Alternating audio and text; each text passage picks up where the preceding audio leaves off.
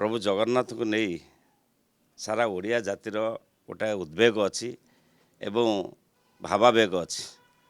आमे प्रत्येक गाँव में जिते जगन्नाथ संस्कृति अच्छी जगन्नाथ मंदिर अच्छी माननीय मुख्यमंत्री सबू मंदिर उपर फोकस करते मस्जिद ठू आरंभ कर गिरजा ठू आरंभ कर गुरुद्वार ठू आरंभ कर समस्त क्षेत्र उन्नति माननीय मुख्यमंत्री ध्यान देइचंती एवं जगन्नाथ संस्कृतिर विकास करने बहुविध कार्यक्रम ग्रहण कराई आमर जो रथ बुलिब से लोक मानकर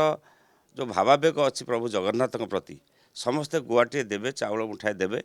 एवं सी गुआ श्रीक्षेत्र को जीव समस्त को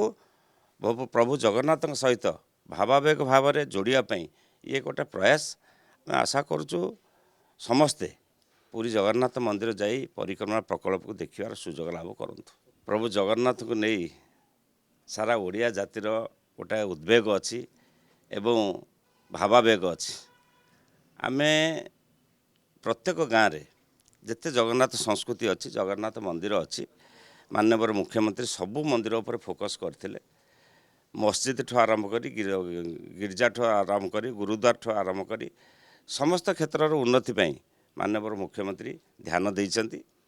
एवं जगन्नाथ संस्कृतिर विकास करने बहुविध कार्यक्रम ग्रहण कराई आमर जो रथ बुलिब से लोक मानकर जो भावावेग अच्छी प्रभु जगन्नाथ प्रति समस्ते गुआटे देवे चाउल मुठाए देवे एवं सी गुआ श्रीक्षेत्र को जीव समस्त को प्रभु जगन्नाथ सहित भावावेग भाव में जोड़ापी ये गोटे प्रयास मैं आशा करुचु समस्ते पूरी जगन्नाथ मंदिर जाई परिक्रमा प्रकल्प को देखार सुजोग लाभ करूँ।